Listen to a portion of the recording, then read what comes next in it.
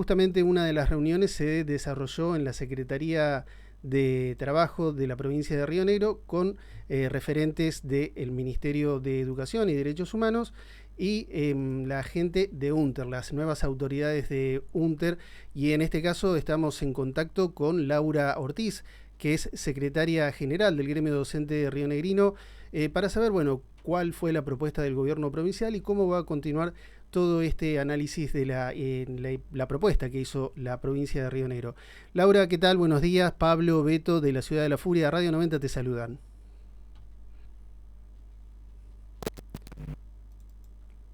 Hola.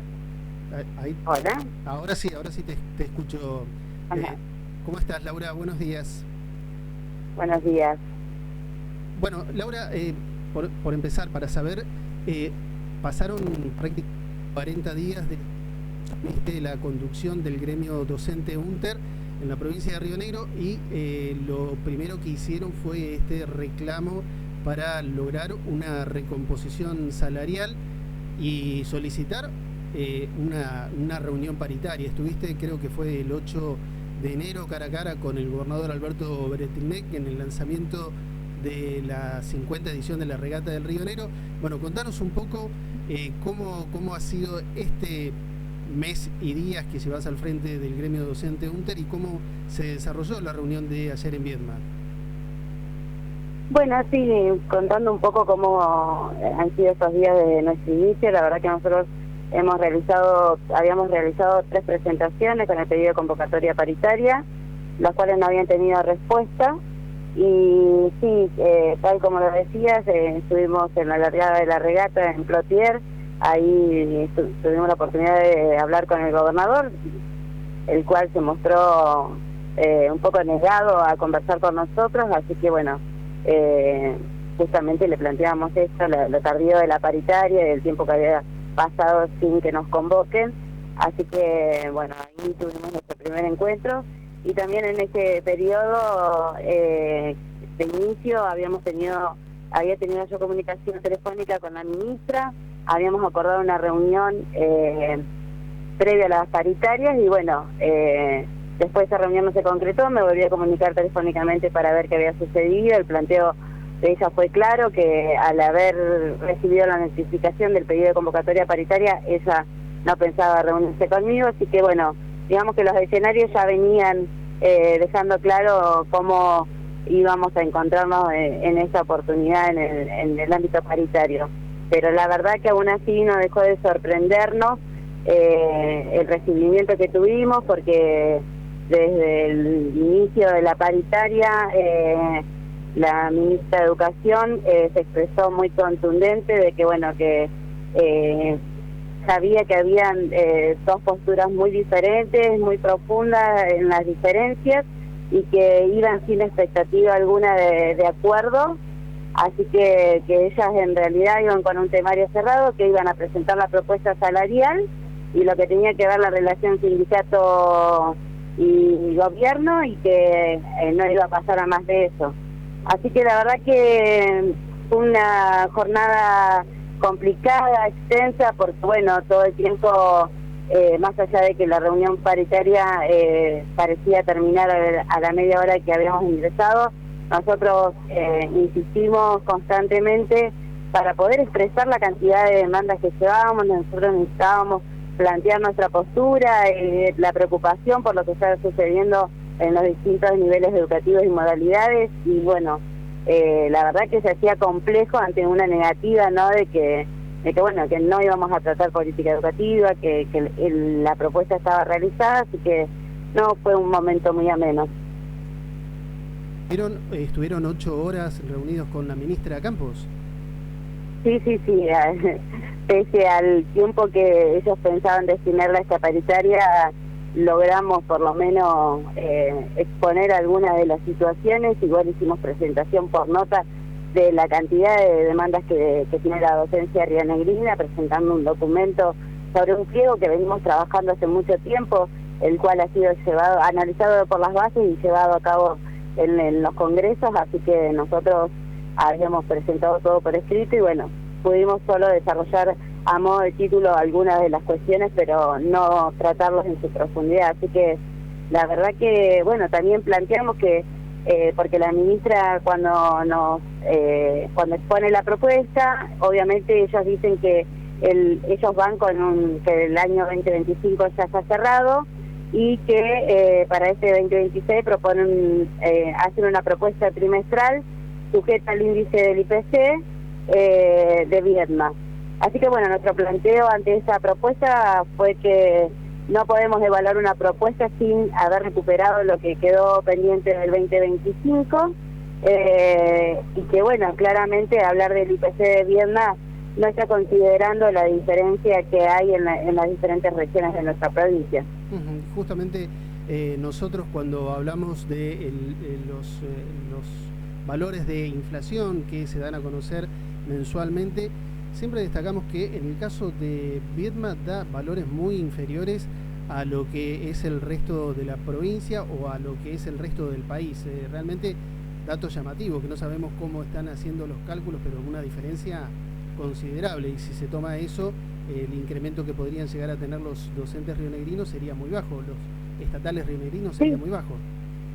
Totalmente, eso es lo que nosotros intentamos señalar, y es un poco donde va nuestra propuesta. De hecho, antes de la paritaria ya habíamos iniciado la semana anterior un trabajo con las distintas seccionales sobre una mesa salarial para poder analizar en el interior del sindicato, ¿no?, las condiciones de vida para poder sobrevivir en las distintas regiones de nuestra provincia, y bueno, empezamos un trabajo sobre eso. Indudablemente esta propuesta genera eso, ¿no? Se separa mucho de lo que vamos nosotros, que sea equitativo y que sea igual o equilibrado con el costo de vida que tiene en los distintos puntos de nuestra provincia. Además, la propuesta esta considera aplicar el valor del IPC de enero en un salario que quedó congelado en septiembre. En esas condiciones, la verdad que no es ninguna propuesta que se pueda analizar. Justamente cuando asumiste la Secretaría General del Gremio Docente Rionegrino, en el acto que se realizó en Valle Medio por allá por el 10 de diciembre aproximadamente, sí, habías mencionado esta situación, ¿no?, de que cuando se rediscutiera o se restableciera la negociación paritaria, esto de reclamar un 30% de incremento pendiente de 2025 y después sí hablar de una recomposición salarial para 2026. Totalmente, ese fue el planteo que hicimos ayer. Nosotros entendíamos que teníamos, nosotros lo que siempre decimos que antes de hablar de porcentaje es importante poner en valor en pesos, y nosotros lo que llevamos como propuesta es que un docente que recién se inicia tiene que, el salario de un docente que recién se inicia tiene que partir de los 2 millones de pesos mínimamente, porque bueno, entendemos que hoy el salario de un docente que recién se inicia está en 1.120.000 pesos y están pagando alquileres de entre 600 y 800 pesos, o sea, tenés más del 50% de tu salario invertido en una vivienda. Entonces, frente a eso, entendemos que tenemos que tener un piso de 2 millones, y esto considerando que tenemos compañeros que están por debajo de ese valor porque tienen un valor punto inferior al de maestro de grado, así que hoy la realidad es esta, que tenemos muchísimos compañeros y compañeras que están por debajo de la línea de pobreza. Y esto no tuvo eco por parte de la ministra Patricia Campos. ¿Se estableció alguna nueva reunión o, digamos, la provincia tiró esta oferta de aumento trimestral por IPC y ahí ya dio por cerrado toda la negociación? Sí, pidieron un cuarto intermedio para retomar la discusión en febrero sin una fecha confirmada, así que bueno, nosotros dijimos que no acordábamos ni con la propuesta ni tampoco de seguir dilatando los tiempos. Dice que tenían que repensar esto que nosotros habíamos manifestado, de que había que rever el 2025 porque ellos habían llegado al encuentro paritario considerando que ya estaba cerrado, así que lo debían ir a analizar. Bueno, obviamente le manifestamos que nos parece que habían tenido el tiempo suficiente para hacer un análisis considerado y haber llevado realmente la propuesta a ese encuentro, pero bueno, finalmente quedó cerrada así. Y bueno, la definición nuestra obviamente es que ahora nos toca convocar a las bases en asambleas y congresos para definir de manera colectiva cómo vamos a seguir. Laura, para ver, porque tampoco quedó en claro, la propuesta de incremento salarial trimestral, ¿se pagaría en una sola oportunidad al cierre del trimestre? ¿Se pagaría en forma mensual? Ya, sería así, impactaría en cada uno de los ítems de nuestro salario, pero el tema es que si en enero el valor del IPC diera el 3%, o sea, va a ser de enero a febrero, o sea, ese 3% se va a dividir en enero a febrero, o sea que no se diferencia mucho del esquema que venía trayéndose al gobierno como propuesta. Decías, bueno, que ahora tienen que ser las bases las que definan qué va a pasar con esta propuesta. También se había adelantado la posibilidad de no inicio del ciclo lectivo. ¿Cuál es el cronograma que tiene UNTER para trasladar, en principio, la propuesta de la ministra Campos a las bases, a cada una de las seccionales, los plazos para analizarlo y cuándo se convocaría a un congreso extraordinario? Sí, nosotros ya sacamos la convocatoria para el jueves 29 del Congreso, así que los días anteriores tienen que las seccionales poder convocar a asambleas para poder discutir y pensar cuáles son las acciones a seguir. Y obviamente nosotros hace rato ya venimos dejando en claro que si no arribamos a un acuerdo peligra el inicio del ciclo 2026, pero obviamente esto no se define ni se da por cerrado hasta que lo discutamos con las bases. ¿El congreso del 29 de enero en qué localidad se va a realizar? Se va a hacer en la seccional de San Antonio Oeste. Ahí bueno, van a estar representantes de las 18 seccionales con el análisis que hagan de esta primera propuesta, porque no quedó cerrado, decías, esta propuesta salarial. Estamos ahí directamente ya sobre el cierre del mes. ¿Qué va a pasar con los salarios de enero de los docentes rionegrinos? ¿Se les aplicará este incremento de acuerdo al IPC? ¿Qué es lo que vislumbran ustedes? Mira, nosotros entendemos que en esa convocatoria que vamos a hacer de discusión con las bases, no justamente va a ser la evaluación de esa propuesta, porque creo que ningún compañero o compañera considera que se puede evaluar, por eso te decía que en realidad la discusión va a estar dada cómo vamos a llevar adelante la lucha hacia 2026, frente al panorama que tenemos de un gobierno que obviamente está dispuesto a seguir castigando la docencia, y bueno, frente a eso tenemos que organizarnos y ver cómo vamos a llevar adelante la lucha. En años anteriores, puntualmente durante 2025, en algún momento los congresos de UNTER declararon insuficiente las propuestas salariales del gobierno, y en algunos casos el gobierno deslizó la posibilidad de no otorgarles ningún tipo de incremento. Sin embargo, después hizo las liquidaciones de acuerdo a lo que ellos habían propuesto y no de acuerdo a la discusión de la paritaria y el reclamo del gremio docente. Sí, totalmente nos pasó con la última propuesta del 2025, que fue el 9 de octubre, que proponían un bono dividido en 2 tramos, en noviembre y diciembre. Justamente esa propuesta fue rechazada por nuestro Congreso, y aún así el gobierno avanzó en el pago de ese bono, pero bueno, eso nos lleva que en enero, al haber sido un bono lo que percibimos el mes anterior, en enero volvimos a cobrar el mismo sueldo que cobramos en septiembre.